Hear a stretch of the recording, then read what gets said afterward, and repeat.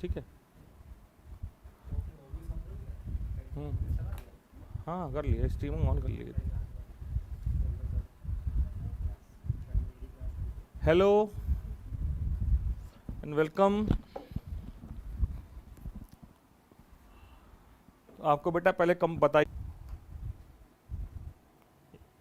बताया कैसे। हेलो, सो बेटा प्लीज बताइए आवाज आ रही है कि नहीं, चैट बॉक्स में बताइए आवाज आ रही है।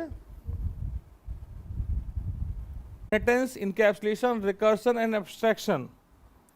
तो इसमें क्या चीज जो है वो ऊप्स कॉन्सेप्ट का पार्ट नहीं है। The correct answer is recursion. Recursion is a programming technique where the function calls itself.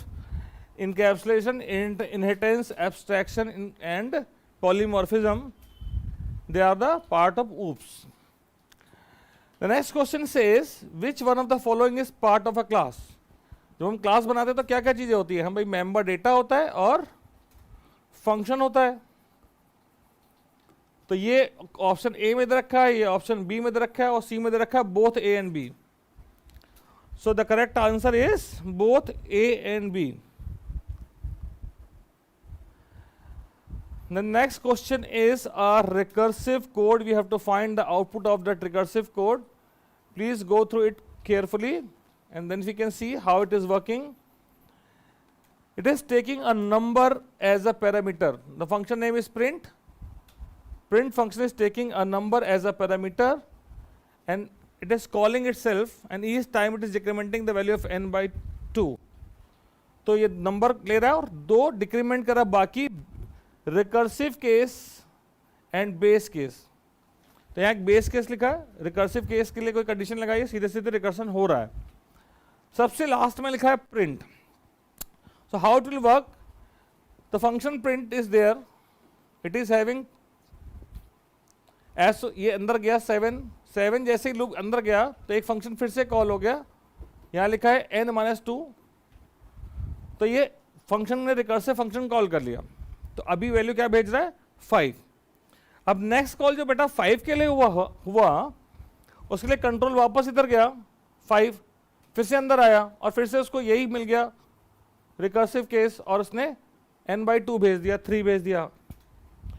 अब जब 3 के लिए फंक्शन कॉल हुआ, नेक्स्ट वैल्यू इज 3, लूप के अंदर आया, सॉरी फंक्शन के अंदर आया, तो क्या करेगा, फिर से कॉल कर देगा, ठीक। और जब 1 के लिए आएगा तो क्या करेगा, 0 कॉल कर देगा। Like this it will keep calling itself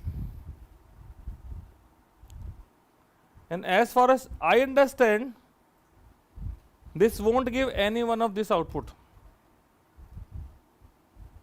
n less than equal to 0 हो ही नहीं रहा, ठीक है। बट अगर ये बाहर आया और ये केस सेटिस्फाई हुआ तो ये जब बेस केस फॉलो का less than equal to 0, less than equal to 0 होते ही रिटर्न लिखा है तो ये 0 होने के बाद ही रिटर्न करेगा। तो अगर रिटर्न किया तो वापस जाएगा और यहां पे जो स्टेटमेंट लिखे ना प्रिंट स्टेटमेंट, इनको एग्जीक्यूट करते हुए वापस आएगा, ठीक है।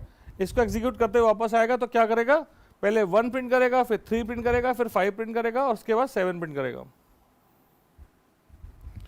तो ये बात ध्यान रखिए कि अगर कोई भी फंक्शन में ये जो प्रिंट स्टेटमेंट जो भी लिखे हुए हैं वो कॉलिंग के बाद एग्जीक्यूट हो रहा है तो वो स्टेटमेंट रिटर्न करने के बाद एग्जीक्यूट होना शुरू होते हैं, ठीक है। In the meanwhile this all values are there in the memory, उसमें स्टोर रहती है और वो रिवर्स ऑर्डर में प्रिंटिंग करता है, ठीक है बच्चे।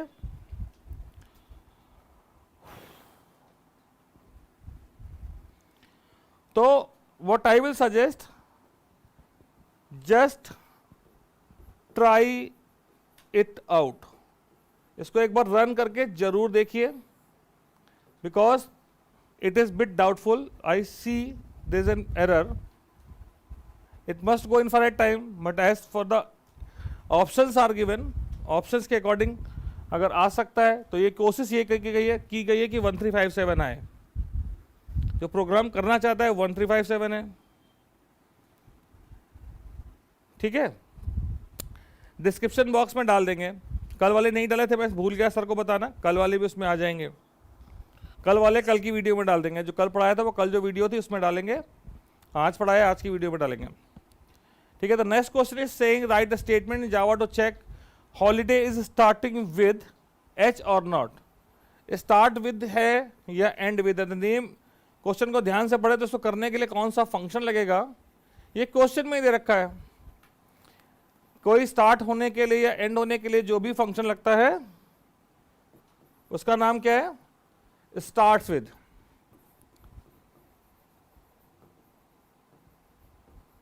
ठीक, ये फंक्शन है। इस फंक्शन को किस स्ट्रिंग पे वर्क करना है? वो है हॉलीडे, तो यहां लिखिए हॉलीडे। क्या चीज से चेक करना चाहते हो? एस से स्टार्ट होता है कि नहीं, वो लिखिए आप। जिससे चेक करना चाहते हो उसको किस में लिखेंगे भाई? उसको लिखेंगे डबल कोड में एज अ पैरामीटर। ठीक,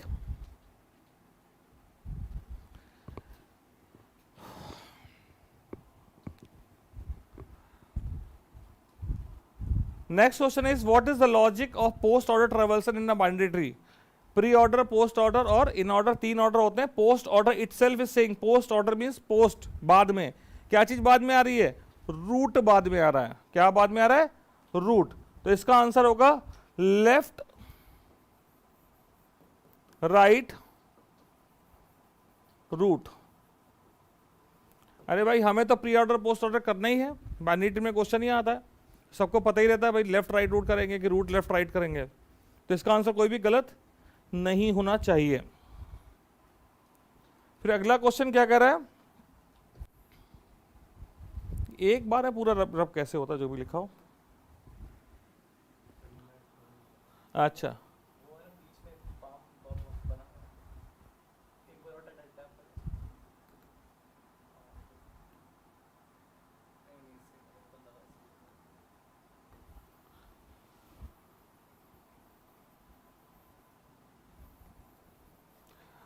अगला कह रहा है आउटपुट बताइए। स्टेटमेंट दिया हुआ है excellent dot index of E plus excellent dot last index of E. Her paper में मैं आपको दिखा रहा हूं कुछ ना कुछ आपके स्ट्रिंग फंक्शंस आ रहे हैं। स्ट्रिंग फंक्शन आपको अच्छे से आने चाहिए।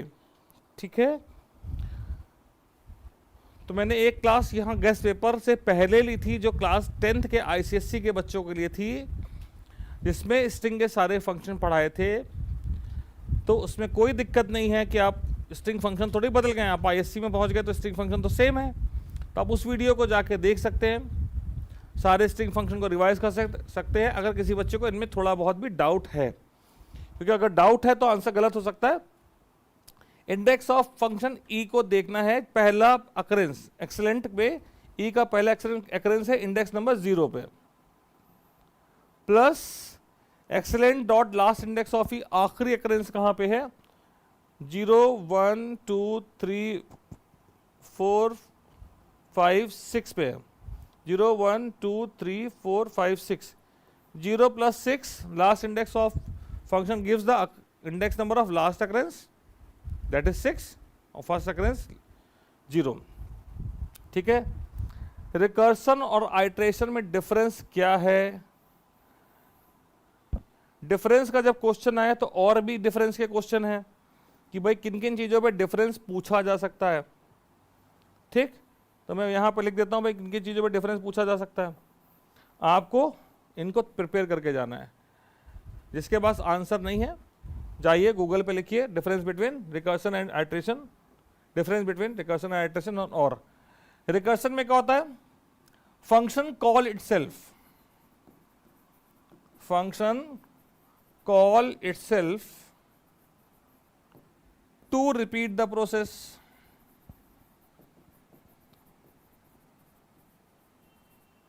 ठीक है, बट आइट्रेशन में क्या है?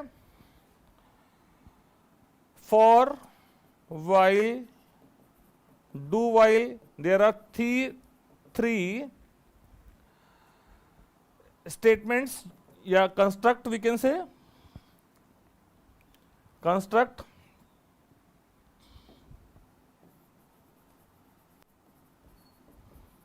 provided by Java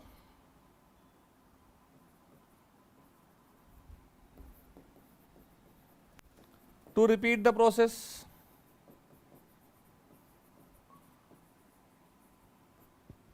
ठीक है, it is slow, it is slow, क्यों भाई स्लो है, और इट इज फास्ट, ये स्लो फास्ट लिखने से काम नहीं चलेगा, यहां पे स्लो में लिखना पड़ेगा भाई, बिकॉज ईच कॉल और each time it makes copy of parameter, जो हम पैरामीटर पास करते हैं। अभी एग्जांपल देखा था, print statement, print 7, print 5, print, ये अब सारी वैल्यूज आपको आखिरी में एक साथ मिल गई, क्योंकि हर की वैल्यू के लिए स्टोर करने के लिए उसने एक अलग मेमोरी लोकेशन स्टोर कर रखी थी। तो जब हर बार एक नई मेमोरी लोकेशन का यूज करेगा, हर बार नई मेमोरी एलोकेट करेगा, तो क्या हो जाएगा भाई, मेमोरी एलोकेट करने में कुछ टाइम लगेगा ना, तो that's why it will become slow. ये स्लो का रीजन लिख दिया है, इसमें फास्ट का कोई रीजन लिखने की जरूरत नहीं है। तो this is very important question difference के लिए। और डिफरेंस और क्या क्या पूछे जा सकते हैं, ठीक, देखते हैं और क्या क्वेश्चन हो सकता है डिफरेंस के लिए। ये तो आपके समझ में आ गया होगा। आपके सिलेबस में इनहेरिटेंस एक चैप्टर है, ठीक है, उसमें पॉलीमॉर्फिज्म है, ओवरराइडिंग है, ओवरलोडिंग, दो चीजें आ रही हैं। तो ओवरलोडिंग एंड ओवरराइडिंग, इनका डिफरेंस आपको पढ़ के जाना है। दूसरा, अर्ली बाइंडिंग, लेट बाइंडिंग। तीसरा, class and abstract class.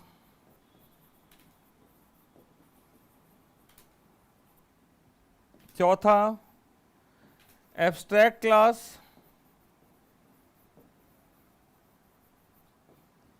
Versus interface. पांचवा, क्लास वर्सेस इंटरफेस। अगर आप इतनी डिफिनेशंस, इनके डिफरेंस तैयार करके चले गए, तो साथ साथ आपने इनके बारे में पढ़ लिया, भाई इंटरफेस, व्हाट इज इंटरफेस आ गया, तो भैया आपने क्लास वर्सेस इंटरफेस पढ़ा हुआ है, एब्स्ट्रैक्ट क्लास वर्सेस इंटरफेस पढ़ा हुआ है, तो आप व्हाट इज इंटरफेस नहीं बता पाएंगे। तो ये आपको केवल गूगल पे लिखना है, गूगल असिस्टेंट को बताना है, वो आपको डिफरेंस बता देगा, ठीक है। इसके लिए मुझे यहां चिल्लाने की जरूरत नहीं है।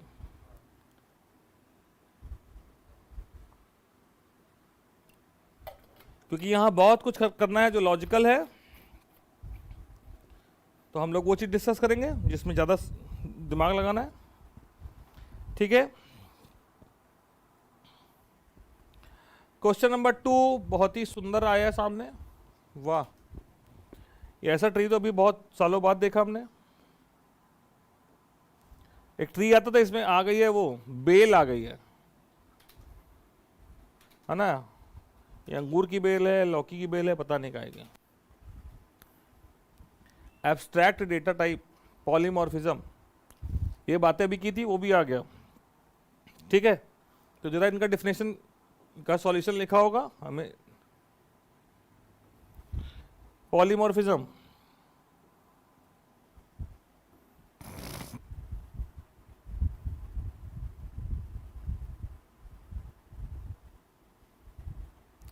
पॉलीमॉर्फिज्म की डिफिनेशन पूछी है, एब्स्ट्रैक्ट डेटा टाइप की पूछी है। Polymorphism is the ability of an object to take in many form, ठीक है। One thing can be represented in many form is known as polymorphism. Here poly means many and morph is known as form. ठीक है, the name itself is maniform. One thing is represented in many form is known as polymorphism. भाई notes provide करा देंगे, इतना ज़्यादा परेशान होने की ज़रूरत नहीं है। उसके बाद ये और भी इसमें बातें लिखना चाहें तो आप लिख सकते हैं, there is a overloading function, overloading which is there to implement polymorphism. You may get a question, name some overloaded function which are provided by the Java library. It is not here. Name some overloaded function which is provided by the Java library.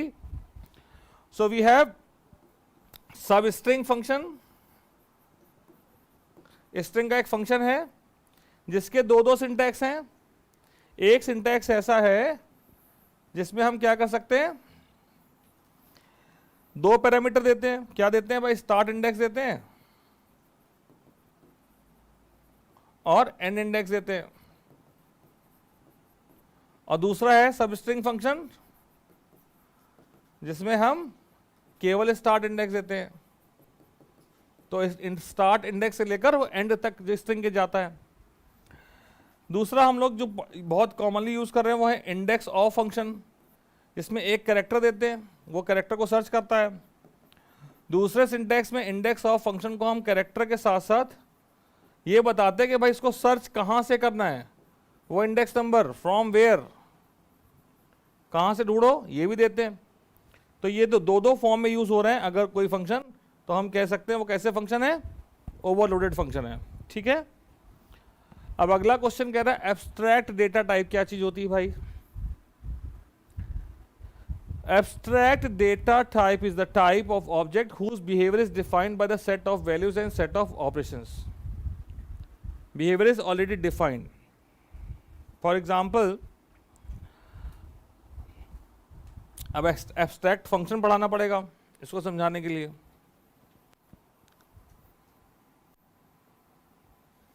एक question पूरी खुराफात खोज देता है, अब उसका answer देने के लिए पूरी कहानी आपके सामने रखनी पड़ेगी, नहीं तो ये क्या लिखा है ये मतलब समझ में नहीं आएगा। दिस इज अ क्लास, उसका नाम कुछ भी है, let's say the class is ABC. उसके अंदर फंक्शन लिखा है void pqr। इसकी एक ड्राइव्ड क्लास है। ठीक, मैं ये चाहता हूं कि भाई ये जो ड्राइव्ड क्लास है इसमें pqr फंक्शन भी हो। I want to impose this. I want to impose something on this derived class, that this derived class must have a function named as pqr. तो मैं बनाना चाहूँ तो बनाऊँ, नहीं बनाना चाहता तो ना बनाऊँ, पर मैं इम्पोज करना चाहता हूँ कि भाई अगर ये नहीं है तो ये काम ही ना करे। भाई इम्पोज करने का मतलब ये होता है। तो मैंने यहाँ पे एक कीवर्ड जोड़ दिया एब्स्ट्रैक्ट। क्या जोड़ दिया, कीवर्ड एब्स्ट्रैक्ट। इस कीवर्ड जोड़ने का मतलब है कि मैं इस क्लास के अंदर इस फंक्शन का केवल प्रोटोटाइप लिखूंगा, सेमीकोलन लगा दिया। This class function pqr will not have any body. ये हो गया एब्स्ट्रैक्ट डेटा टाइप। पर अगर इस क्लास के फंक्शन का मैंने एब्स्ट्रैक्ट लगा दिया, इसका मतलब ये क्लास भी कि आगे भी मुझे एब्स्ट्रैक्ट लगाना पड़ेगा। This class will have other things also ABC, but it will be defined as abstract. Abstract define कर दिया तो ये क्या बन गई, एब्स्ट्रैक्ट क्लास। तो एब्स्ट्रैक्ट फंक्शन जिस क्लास में होगा वो फंक्शन कैसा होगा, वो क्लास कैसी होगी, एब्स्ट्रैक्ट क्लास होगी। पर इसके साथ ऐसा क्या हो गया, अब एब्स्ट्रैक्ट से इस पे फर्क क्या पड़ा भाई, इस क्लास एबीसी का कोई ऑब्जेक्ट नहीं बना सकते हैं। अब हम इसका कोई ऑब्जेक्ट नहीं बना सकते हैं। ऑब्जेक्ट नहीं बना सकते, यूज कैसे करेंगे। जब किसी का ऑब्जेक्ट नहीं बना सकते तो उसको यूज कैसे करेंगे भाई, हम इसका ड्राइव्ड क्लास का ऑब्जेक्ट बनाएंगे। किसका बनाएंगे ऑब्जेक्ट, इसका ऑब्जेक्ट बनाएंगे। ठीक है, जब हम इसका ऑब्जेक्ट बनाएंगे तो इसकी बेस क्लास भी यूज की जा सकती है। बस खाली इस ड्राइव क्लास को क्या करना पड़ेगा भाई, इस ड्राइव क्लास के अंदर ये pqr function with the same prototype which is defined in this base class वो होना चाहिए। ड्राइव क्लास में क्या होना चाहिए, जो इसकी बेस क्लास में एब्स्ट्रैक्ट फंक्शन डिफाइन किया है वो होना चाहिए। ठीक, तो इतनी बात समझ में आ गई होगी। इससे ज़्यादा टाइम इस तरह के क्वेश्चन पे हम लोग नहीं खर्च करना चाहिए, क्योंकि एब्स्ट्रैक्ट क्लास और इंटरफेस की केवल डेफिनेशन आएंगी। आप इसके प्रोग्राम और उसको ड्राई रन और ये सब पढ़ने मत बैठिएगा। इन अटेंडेंस में जिस तरह क्वेश्चन अभी तक उन्होंने डिस्कस किए हैं केवल वही आएंगे।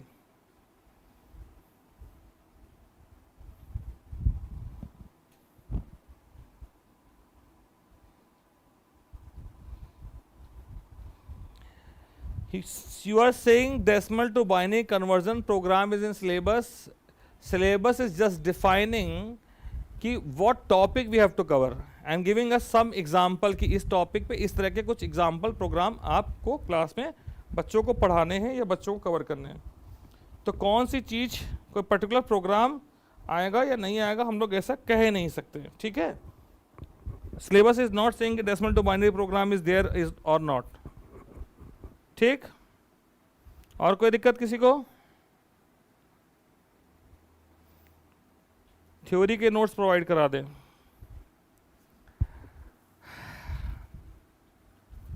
देखते हैं, ट्राई करते हैं।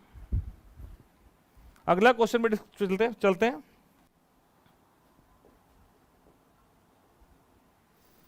ये है अगला question, convert the following infix notation to postfix form.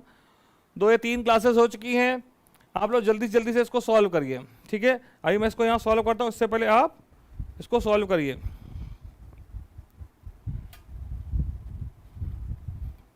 और चैट बॉक्स में इसका आंसर भेजिए।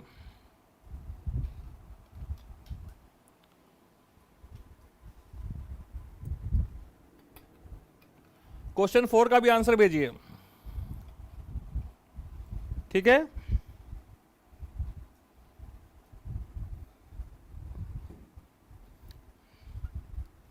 हाँ अमन सिंह जी, ये प्रोवाइड तो कर दे टेलीग्राम। भाई टेलीग्राम पे कैसे प्रोवाइड करते हैं आदित्य? ये टेलीग्राम पे कैसे प्रोवाइड कर? क्लास के बाद प्रोवाइड कर देंगे, आज वाला, कल वाला, परसों वाला, तीनों, ठीक है। अब भाई प्लीज प्लीज मत लिखो, हो गया इसका आंसर लिखो। तो जिसने सीख लिया है वो आंसर निकाल पाएगा। भाई एक्सप्रेशन क्या है? a plus B asterisk c/d minus e/f, ठीक। Bracket is having precedence, higher precedence. तो सबसे पहले ये ब्रैकेट के अंदर इसको सॉल्व करो। इस ब्रैकेट के अंदर आएंगे तो 2 डिवीजन है, ये दूसरा हो गया, ये तीसरा हो गया, और आखिरी में चौथा ये। सबसे लास्ट में हम इस एस्ट्रिक्स को सॉल्व करेंगे। तो हो गया ये ए बी प्लस, एक ब्रैकेट के अंदर एस्ट्रिक्स, इस ब्रैकेट के अंदर होगा C D slash minus E F slash, ठीक। अब ये माइनस सबसे आखिरी में जाएगा, A B plus asterisk C D slash E F slash, और माइनस सबसे आखिरी में आ गया। और at the last we can bring this asterisk A B plus C D slash E F slash minus asterisk. ये हो गया आपका आंसर, ठीक। अनिकेत गुप्ता ने बिल्कुल सही जवाब दिया है, very good. Aman Singh has written correct answer, Anshika Jain has written correct answer, so that's good, you are writing correct answers, that's what we are expecting. The next question is very simple, but along with this question I would like to discuss few more points.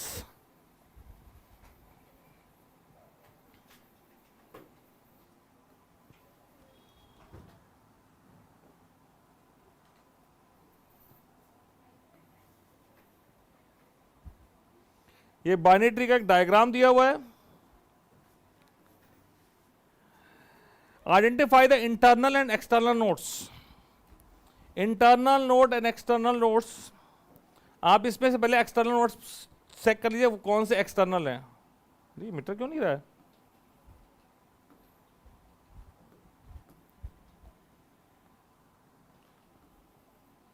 इस line को क्या हो गया? नहीं मिट रही, छोड़ो। अमन सिंह क्या बताना चाहते हैं?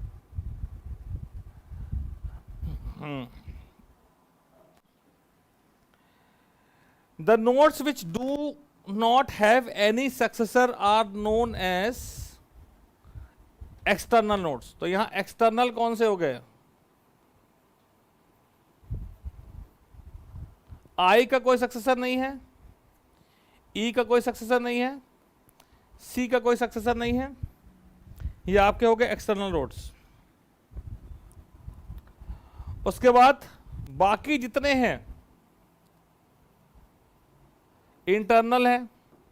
दोनों की केस में अब आई को छोड़ के एच है, इंटर जी जे एफ डी बी ये, और दोनों ही केस में आप लिख दें भाई एक रूट है स्पेशल, वो है ए।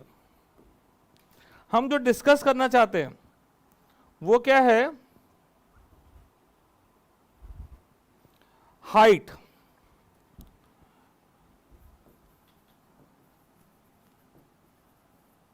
मैं डिस्कस करना चाहता हूं हाइट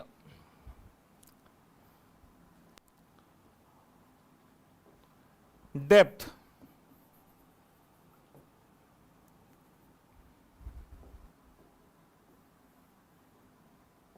ऑफ वेरियस नोड्स।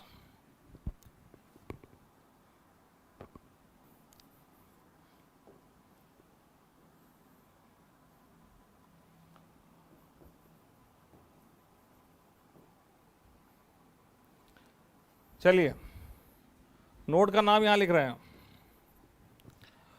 जे की बात कर लेते हैं। जे की हाइट क्या है? जे तक पहुंचने के लिए कितने एजेस चाहिए?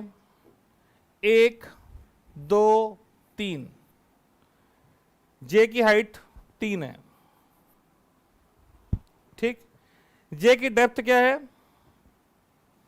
1 2 3 4। डेप्थ क्या है? 4।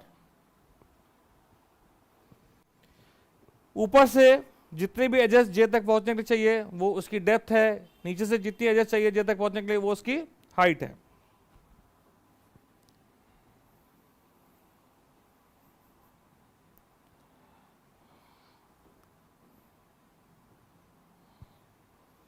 ठीक है, अब चलते हैं किसकी कर लें?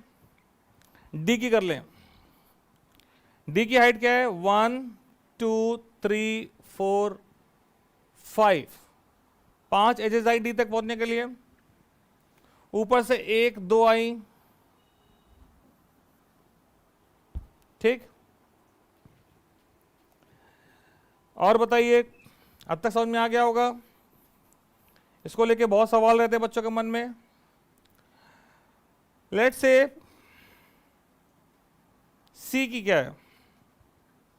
तो यहां भैया लेवल गिनना पड़ेगा।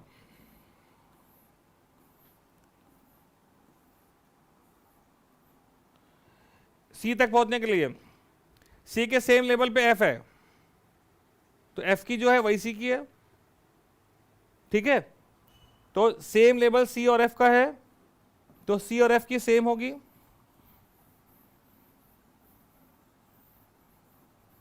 तो सी की हाइट क्या आई? 1 2 3 4, ठीक, 4। डेप्थ क्या आई? 1 2 3। अगर आप देखें तो हमेशा सम 7 आ रहा है। हाइट ऑफ द ट्री क्या है?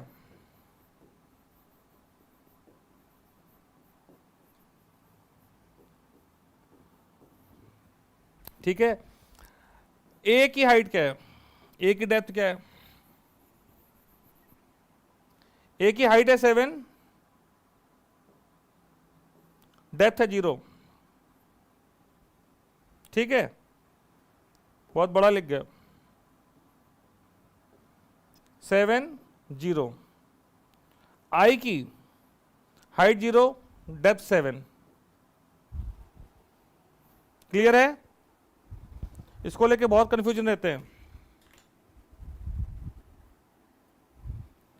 फुट भी तो इंटरनल होगा। फुट क्या है? फुट मतलब आई।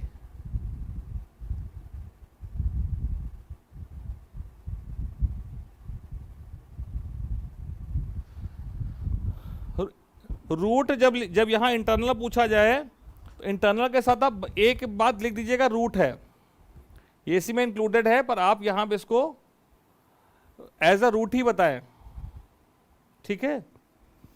कोई कंफ्यूजन नहीं होना इस चीज को लेकर, काफी कंफ्यूजन रहता है कि इंटरनल की एक्सटर्नल है। मुझे जरा ये वाला चीज जो है कुछ बच्चों को भेजना है, तो मैं इसका स्क्रीनशॉट ले लेता हूं। अरे मैंने इसका फोटो ले लेता हूं।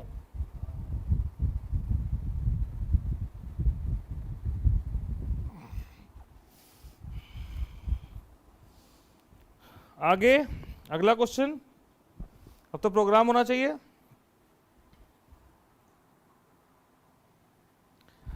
अगला क्वेश्चन प्रोग्राम है, बहुत ही आसान सा प्रोग्राम है ये।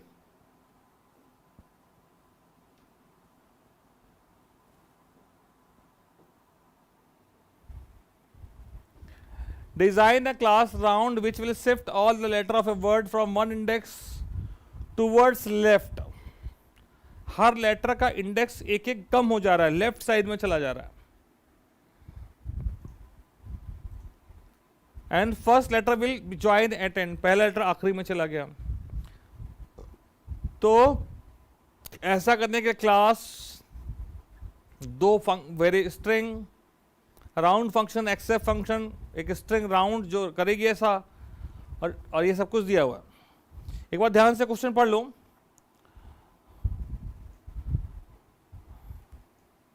ठीक है, फिर डिस्कस करते हैं।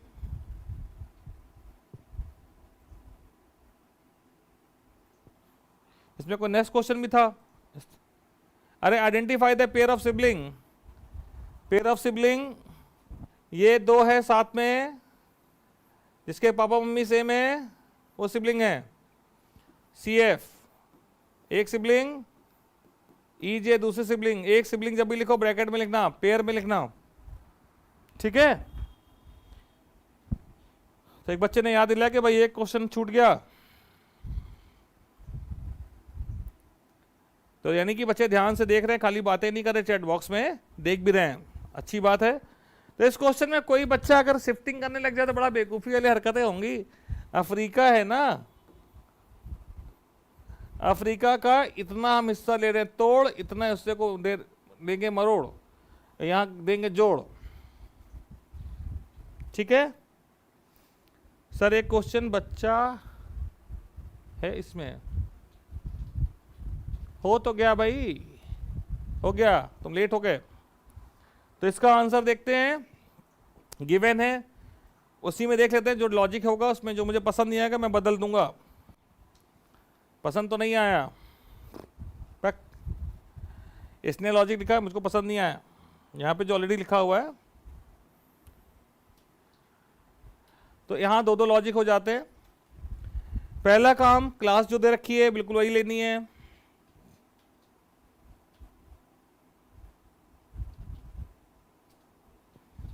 तो भाई ये क्लास का नाम राउंड, वर्ड RES, वो वर्ड मेंबर डेटा में दे रखा है और RES दे रखा है।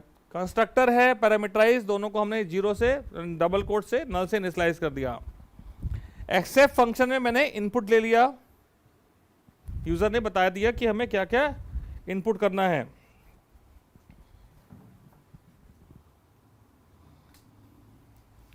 इनपुट लेने के बाद अब मेरे को प्रोसेस परफॉर्म करना है। Let's start with the process. यहां पे क्या किया, इस प्रोसेस को देखें। ये जो राउंड फंक्शन है, it is taking one parameter as per the question, one parameter string type and returning a string also. तो स्ट्रिंग कौन सी है ये, यानी कि जो स्ट्रिंग को हम राउंड करना चाहते हैं वही प्रोवाइड की है, तब जिसको हम करना चाहेंगे वही तो इसको प्रोवाइड करेंगे। तो मैंने सोचा कि भाई चलो ये एस में क्या भेजा गया है, अफ्रीका भेजा गया होगा, अफ्रीका भेज दिया। एक दूसरी स्ट्रिंग टी ले ली भाई, टी कैसी है, इसमें कुछ नहीं है। अफ्रीका के इंडेक्स नंबर 1 से एक लूप चलाया लेंथ तक, ये एक लूप चलाया, ठीक। और एक एक कैरेक्टर को कैरेट फंक्शन से एक्सट्रैक्ट करके टी में हमने ज्वाइन करा दिया, ठीक। T equal to T plus CH, avoid using plus equal to with the string, ठीक, इसको अवॉइड कर दीजिए। तो यहां क्या आ जाएगा, FRICA। अब इस लूप से बाहर निकलने के बाद ओरिजिनल स्ट्रिंग का पहला कैरेक्टर इंडेक्स नंबर 0 वाले को हमने ऐड कर दिया, तो यहां पे आ जाएगा A। ये पूरा काम हम एक लाइन में कर सकते थे, ये सब कुछ लिखने की कोई जरूरत नहीं पड़ती। हम लिखते हैं इसी फंक्शन के अंदर, ये लिखा हुआ है return S dot substring 1 plus S dot charAt 0।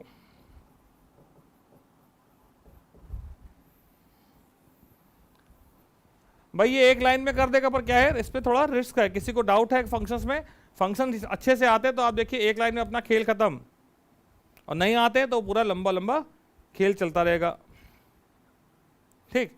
इसके बाद हमें ये जो प्रोसेस किया, ये जो ओरिजिनल वर्ड को डिस्प्ले कर दिया, भाई ये राउंड फंक्शन को जब कॉल करोगे तो रिटर्न वैल्यू जाके RES में स्टोर करना, ये इंपॉर्टेंट स्टेप है, इट इज इंपॉर्टेंट स्टेप।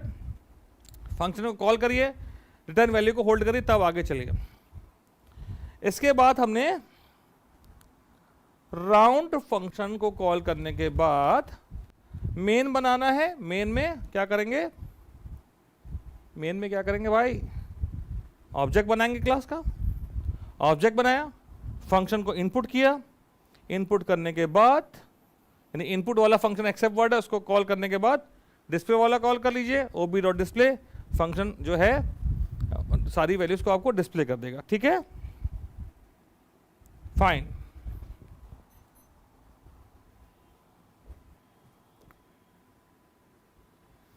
अगला क्वेश्चन है, कहता है पिगलेटिन। पिगलेटिन में होता बहुत कुछ है, यहां पे थोड़ा सा कम है। Design a class pig latin to convert a word into pig latin form. Pig latin form में करने के लिए कर क्या रहा है, कह रहा है कि भाई ये जो वर्ड है ट्रेन, ट्रेन का पहला वॉवेल है आइस ए। ट्रेन का पहला वॉवेल क्या है भाई, ए। तो ट्रेन का पहला वॉवेल है ए, तो हमने इसको ए से दो हिस्सों में तोड़ देना है। पहले जो है, जो बाद वाला हिस्सा है उसको पहले, और पहले वाले हिस्से को बाद में ले जाना है। ये हो गया। उसके बाद लगा देना AY, ये आपका हो गया पिगलेटिन, ठीक है भाई, क्लियर है। इस क्वेश्चन का अगला हिस्सा अगले पेज पे, इसको आप ध्यान से पढ़िए, 2 मिनट दीजिए और ट्राई करिए कन्वर्ट फंक्शन को लिखने का, ठीक है। 2 मिनट जो बच्चे सीरियसली कर रहे हैं यहां पे क्लास, वो 2 मिनट इस फंक्शन को लिखें, फिर हम डिस्कस करेंगे और बताएंगे कि क्या होता है। तो हम भी पानी पी लेंगे आराम से।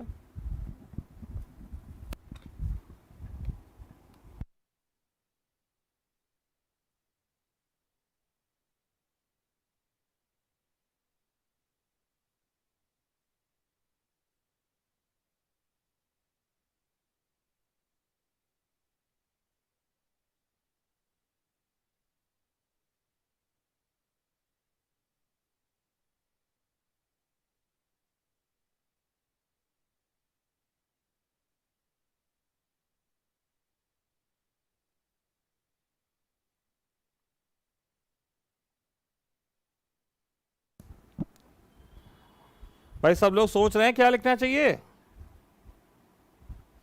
क्लास का नाम पिगलेटिन है, 2 मेंबर डेटा है।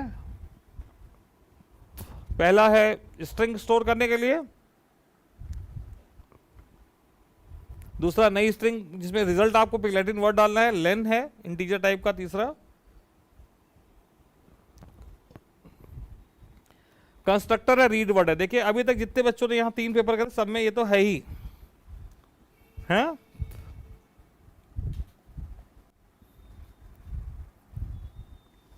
हो गया। कन्वर्ट फंक्शन है जहां पे आपको थोड़ा सा दिमाग लगाना है, यानी कि आपको क्या करना चाहिए, you have to search for the index number of first vowel. Where is the first vowel. अगर आप पहला वॉवेल की पोजीशन निकाल लेते हैं तो आप सब स्ट्रिंग फंक्शन से उसको स्प्लिट कर सकते हैं दो हिस्सों में, और जब स्प्लिट कर लिया तो फिर सारा काम खत्म, फिर तो आपको ज्वाइन कर लेना है।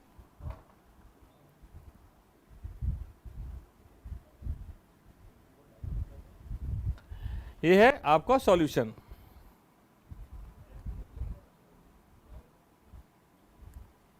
तो एक सॉल्यूशन ये और एक सॉल्यूशन मैं भी यहां पे देता हूं, ठीक।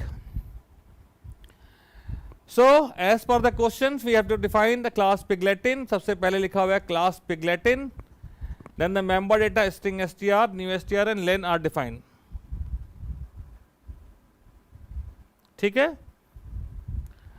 तो str, न्यू str और len तीन मेंबर डेटा डिफाइन कर दिया एज पर द क्वेश्चन, कोई इसमें दिक्कत वाली बात नहीं है।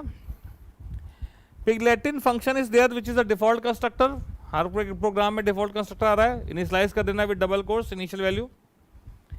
Then the next function is there for taking input, that is read word.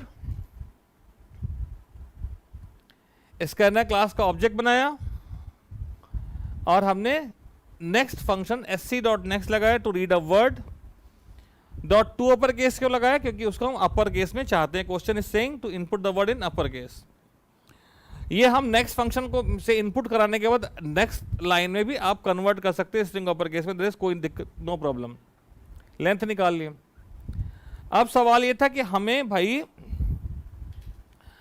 पहला वॉवेल है ये पता करना है, ठीक। तो पहला वॉवेल कहाँ, ये कैसे पता करोगे भाई, एक एक करके आप सारे कैरेक्टर एक्सट्रैक्ट करिए और चेक करिए वो वॉवेल है या नहीं है, ठीक। ये इंडेक्स नंबर का लूप चलाया,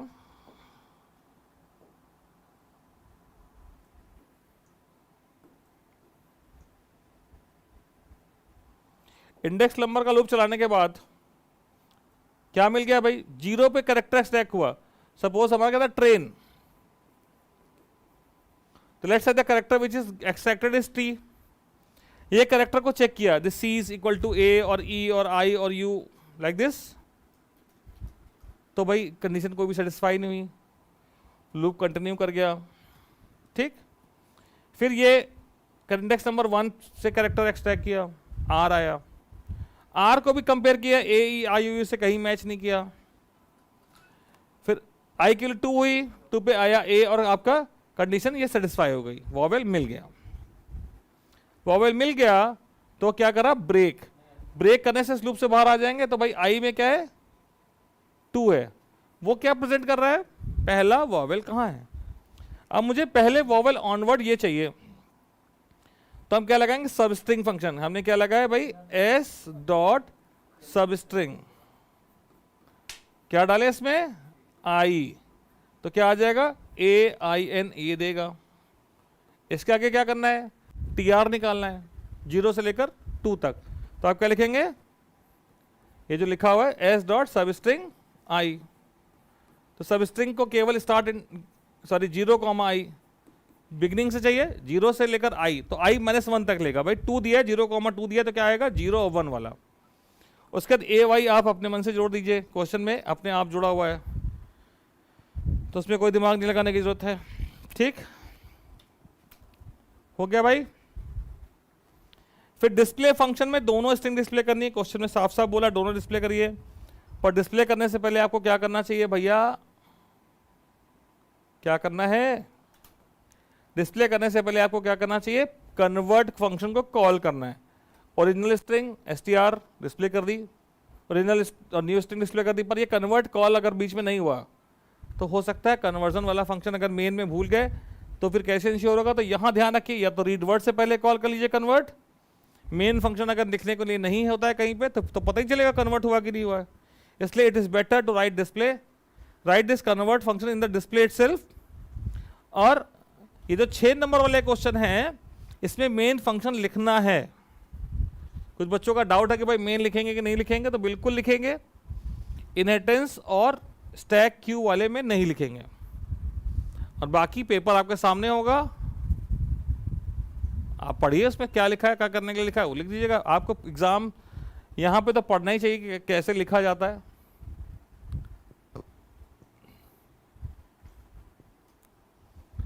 तो ये आपका हो गया क्वेश्चन।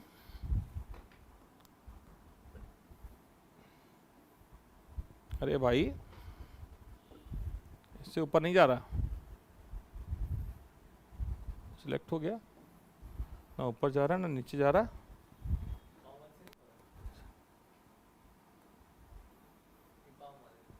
इससे होता है सिलेक्शन। हाँ मूव हो गया, मूव हो गया। इतना सा बड़ा क्वेश्चन मूव नहीं हो रहा है। तो भाई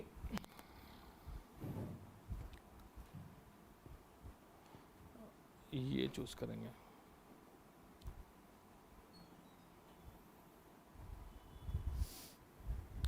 ध्यान से पढ़े, एक सीरीज दे रखी है, ठीक, कोई दम है फैक्टोरियल फंक्शन छोड़ के इसी में। इस सीरीज में x x square upon 2 factorial plus x cube upon 3 factorial up to n term दिया हुआ है। क्लास का नाम है सीरीज, मेंबर डेटा एक्स और एन है। सीरीज में लिखा है एक्स टू द पावर, तो एक्स की वैल्यू चाहिए, एन टर्म तक जाना तो एक्स की वैल्यू चाहिए, पर सम इनिशियली 0 होगा, ठीक है, और डबल टाइप होगा। क्वेश्चन में लिखा है डबल टाइप, लिखा है। एक्सएफ फंक्शन में एक्स और एन को यूजर से इनपुट करा लेंगे। फैक्टोरियल फंक्शन में ए का फैक्टोरियल निकालेंगे, क्योंकि हमें 2 का फैक्टोरियल और 3 का फैक्टोरियल निकालना है, तो हम फैक्टोरियल निकालेंगे यूजिंग रिकर्सिव टेक्निक। तो भाई जितने बच्चों ने रिकर्सन पढ़ा है, तो पहला फंक्शन जो आपने पढ़ा है वो हमेशा क्या पढ़ा होगा, फैक्टोरियल का, ठीक है। फिर डिस्प्ले फंक्शन, तो डिस्प्ले है ही, आसान सा सवाल आसान सा जवाब।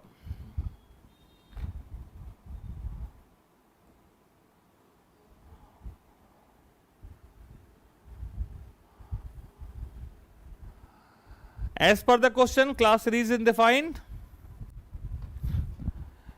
बिल्कुल नाम वगैरह चेंज मत कर देना भाई, ना मेंबर डेटा चेंज कर देना। यही एरिया है जहां आप पक्का पक्का नंबर ला सकते हो, गलती नहीं होगी, ठीक। तो class name is series, x and n are integer type. Question में एक्स और एन कैपिटल लिखा था, कैपिटल लिखे, स्मॉल लिख दें तो कोई बात नहीं, बट आगे जैसा लिखें वो पूरे प्रोग्राम में एक सा लिखें। सम, एक्स और एन को 0 लिया, सम को 0.0, डबल है 0.0। फिर हमें एक्सएफ फंक्शन में एक्स और एन की वैल्यू को इनपुट कराना है। नेक्स्ट आईएनटी फंक्शन से आप इनपुट ले लेंगे, कोई दिक्कत वाली बात नहीं है, ठीक। फैक्टोरियल फंक्शन को रिकर्सिव बनाना है, बनाएं। ये आपका आ गया फैक्टोरियल फंक्शन। फैक्टोरियल के लिए क्या करना होता है, a into A minus 1 into A minus 2 dot dot dot 1, ठीक। तो जब तक 1 नहीं हो जाता तब तक हमें इन वैल्यूज को मल्टीप्लाई करना है, और हर बार a की वैल्यू डिक्रीमेंट हो रही है बाई 1। तो ये स्टेटमेंट को देखिए, ये रिकर्सिव फंक्शन है, रिटर्न a इंटू, और इस टाइम फैक्टोरियल के लिए जो नई वैल्यू है जिसका फैक्टोरियल निकालना है वो है a माइनस 1। 5 का निकालना है, 5 को निकालने के लिए 4 का मल्टीप्लाई करना है, 4 का निकालने के लिए 3 को मल्टीप्लाई करना है। ये आपका बेस केस है। पर एंड में जब वैल्यू 1 हो जाए तो आपको रिटर्न करना है 1। जब प्रोडक्ट कर रहे हो तो यहाँ प्रोडक्ट किया जा रहा है तो हम हमेशा रिटर्न करते हैं 1, नहीं तो आखिरी में 0 अगर रिटर्न कर देंगे। कुछ बच्चों का ऐसा होता है कि भाई वो याद कर लेते हैं, उन्हें कुछ प्रोग्राम में रिटर्न 0 लिखा तो उनकी समझ में आ गया कि भाई जब भी बेस केस मिले तो क्या कर दो, रिटर्न 0 कर दो। तो भाई ऐसा रटना नहीं, कुछ ज्ञानी लोग हैं वो ऐसा पढ़ा रहे हैं, ठीक है। जैसे 1 मिनट,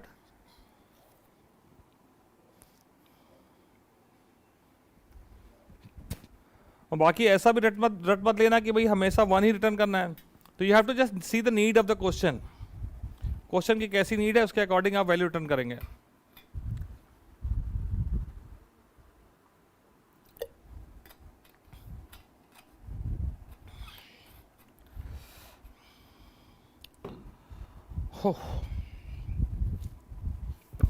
तो इसका हम ड्राई रन आपको बता रहे हैं।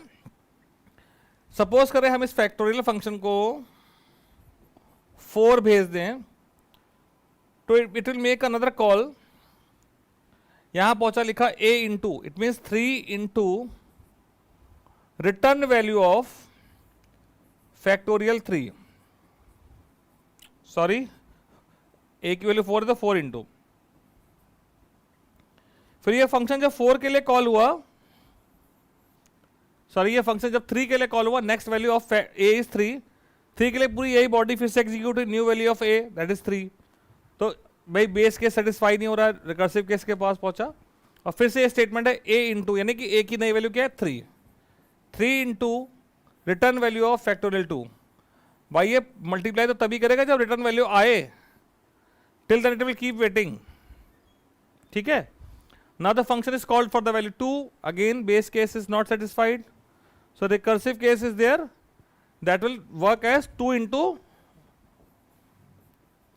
factorial of 1। अब वैल्यू हो गई 1 और आपका बेस केस सेटिस्फाई हो गया, तो यहां पे अब आगे फर्दर नहीं जा रहा है, वापस आ रहा है, रिटर्न कर रहा है 1 को। तो यहां से रिटर्न वैल्यू आई 1, 1 अब इस 2 से मल्टीप्लाई हुआ और प्रीवियस कॉल को भेजा 2, 2 इस 3 से मल्टीप्लाई हुआ, प्रीवियस कॉल को भेजा 6, 6 इस 4 से मल्टीप्लाई हुआ, तो आपने जो कॉल किया उसको रिटर्न वैल्यू मिली 24। इस तरह से आपका फैक्टोरियल फंक्शन काम कर रहा है, ठीक। फैक्टोरियल फंक्शन ये काम हो गया, कोई दिक्कत वाली बात नहीं है, ठीक। अब हम आते हैं डिस्प्ले फंक्शन में। डिस्प्ले फंक्शन इज सेइंग कि पहले भैया ऐसा करो, सीरीज बनाओ,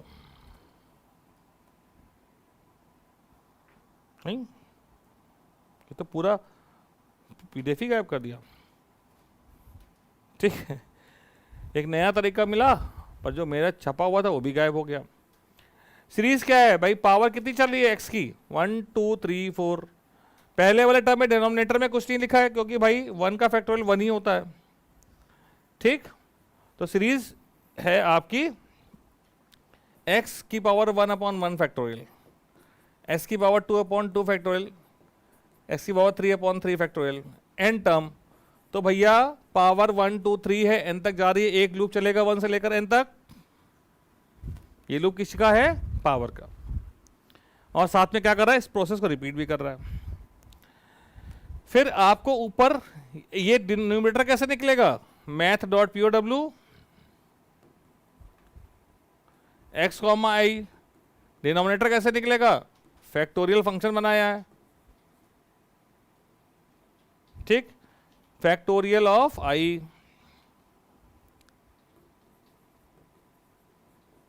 ठीक। इसको आपको क्या करना है, सम में जोड़ देना है। तो भैया सम प्लस इक्वल टू, लूप के अंदर एक स्टेटमेंट ने आपका पूरा सीरीज का काम कर दिया।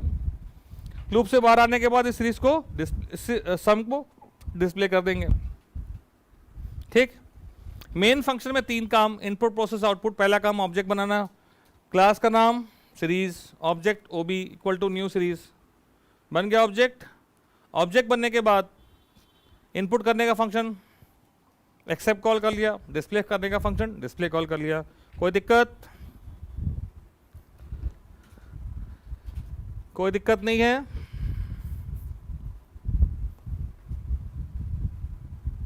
ठीक। तो अगला क्वेश्चन,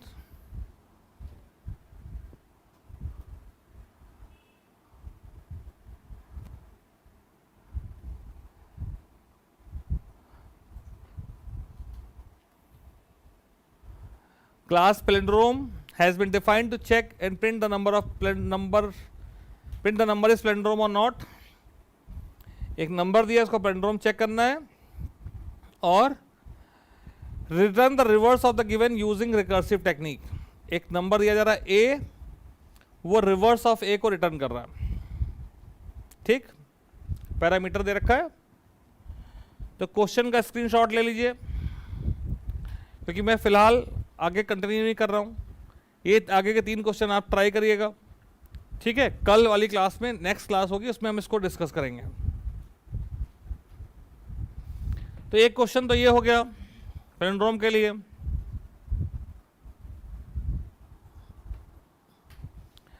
अगले 2 क्वेश्चन भी देख लीजिए क्या होने वाले हैं, जो आपको खुद प्रैक्टिस करके रखने हैं।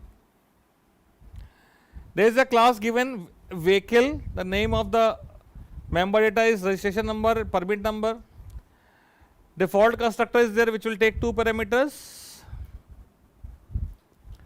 and the print function is there. Now there is a derived class car.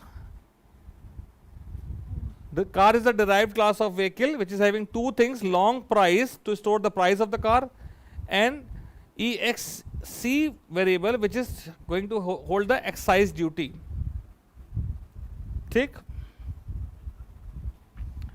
अब आपको ये जो कंस्ट्रक्टर बनाना है इसमें कितनी पैरामीटर लेने पड़ेंगे? 3.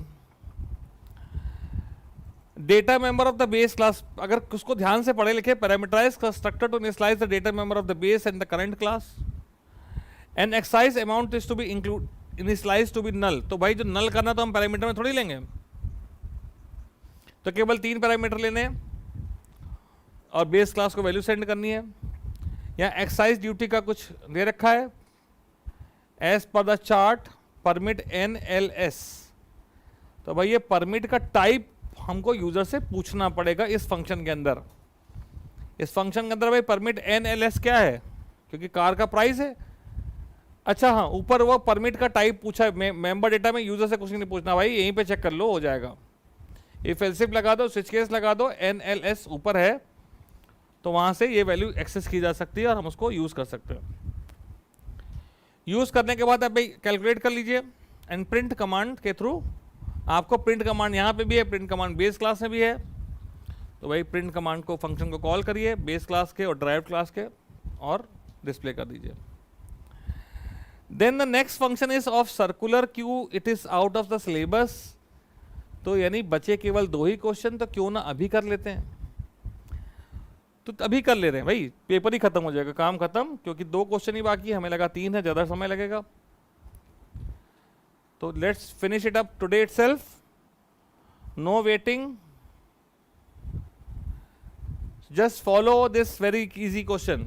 आपको रिवर्स करना आता है तो बिल्कुल आसानी से हो जाएगा. Member data num is given, REV is given, just follow. Question हमने पढ़ लिए. क्लास पेंडोम मेंबर डेटा दोनों डिक्लेयर करें. कंस्ट्रक्टर में दोनों को इनिशियलाइज कर दिया 0, दोनों 0 हो गए. एक्सेप्ट फंक्शन में आपको नम को इनपुट कराना है, कोई दिक्कत वाली बात नहीं. अगला फंक्शन जो है ये बहुत ही आसान दे दिया. आसान कैसे दे दिया कि भाई यहां पे REV मेंबर डेटा है जिसमें आपको रिवर्स स्टोर करना है. नम को ऐसा पैरामीटर पास कर देंगे. ये जो रिवर्स फंक्शन है, रिवर्स फंक्शन एक पैरामीटर ले रहा है वो x है. x की वैल्यू क्या है, हम जिस नंबर को भेजना चाहते हैं वो x की वैल्यू है. तो अगर देखा जाए तो हम x को रिवर्स करना चाहें तो REV में स्टोर करना चाहते हैं तो सिंपल सा लिखें. तो आप क्या लिखेंगे, while x is not equal to 0, REV equal to REV into 10 plus x modulus 10, और REV इक्वल सॉरी और क्या लिखेंगे, x equal to x divide by 10. Class 12 के बच्चे यहाँ बैठे हुए हैं, किसी को रिवर्स करना नहीं आता है ऐसा तो हमें मानने की जरूरत नहीं है. तो मैं मान के चल रहा हूँ भाई सबको रिवर्स करना आता है. तो ये लूप कब रुकेगा, जब x की वैल्यू 0 हो जाए. ठीक है, तो हमने क्या लिखना है, जब 0 हो जाए तो रुक जाना है ना. बेस केस मिल गया हमको. बेस केस में क्या लिखा, if x is less than equal to 0 return करे. क्या रिटर्न करे, रिटर्न ना भी करता ये फंक्शन वॉइड होता तो भी REV की वैल्यू तो मेंबर डेटा थी, वो वहां पे एक्सेस हो ही जाती. ठीक है, तो ये फंक्शन जो है रिटर्न ना कर रहा होता तब भी हम क्या लिखते हैं, रिटर्न, केवल रिटर्न, काम हो जाता. पर ये जो है रिटर्न कर रहा है तो हम क्या रिटर्न करेंगे, जिसमें रिवर्स स्टोर कर रहे हैं, मेंबर डेटा है. अदरवाइज मुझे 2 काम करने हैं, REV में स्टोर करना है और x की वैल्यू को मॉडिफाई करना है. तो पहला स्टेटमेंट ये बिल्कुल यही लिखा हुआ है, और दूसरा स्टेटमेंट लूपिंग नहीं कर रहे हैं तो हम रिकर्सिव कॉल के थ्रू यहां पे x की नई वैल्यू भेजनी है. फंक्शन को कॉल किया, क्या लिखा, reverse x by 10. Return type int है इसलिए रिटर्न स्टेटमेंट लगा रहे हैं, अदरवाइज वॉइड होता तो हम रिटर्न स्टेटमेंट नहीं लगाते. तो ये वॉइड भी आ सकता है. ठीक, अब जो इसका मेन फंक्शन है या डिस्प्ले फंक्शन, हमें पैलिंड्रोम चेक करना है. तो पैलिंड्रोम चेक करने के लिए हम रिवर्स, ठीक है, यहां पे हमने क्या लिखा हुआ है भाई, if reverse of num is equal to num, reverse function किसको चेक करना चाहता है वो हम ऐसे पैरामीटर देंगे। तो हम किसको चेक करना चाहते हैं पैलिंड्रोम, नम को। तो यहां क्या लिखा, reverse, if reverse of num, reverse function call किया, नम भेज दिया पैरामीटर को, नंबर के इटसेल्फ के इक्वल है तो नंबर कैसा है, पैलिंड्रोम है, डिस्प्ले कर दिया, अदरवाइज पैलिंड्रोम नहीं है। ठीक, मेन फंक्शन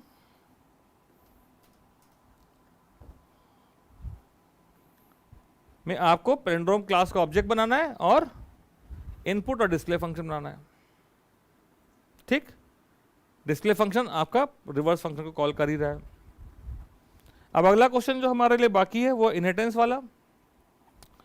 इनहेरिटेंस वाले में आपको केवल ड्राइव्ड क्लास बनानी होती है। ड्राइव्ड क्लास का नाम है कार, बेस क्लास का नाम है व्हीकल। पहली लाइन सबसे important, class car x tends vehicle.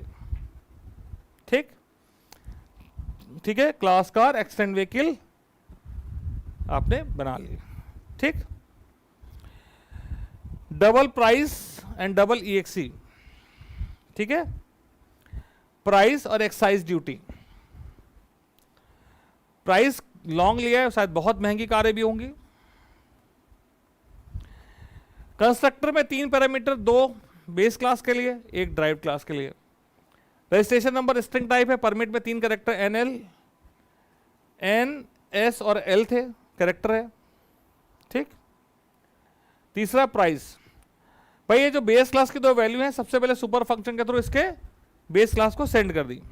ठीक, और प्राइस को इसी ड्राइव क्लास में और एक्साइज ड्यूटी को 0 कर दिया। बहुत आसान काम। भाई ये एन एस एल को चेक करके आपको ड्यूटी लगानी है, तो ये चेक करने के लिए क्या लगाना है, स्विच केस लगा दे, एफ एस लगा दे, जैसे आपकी इच्छा हो कर लीजिए।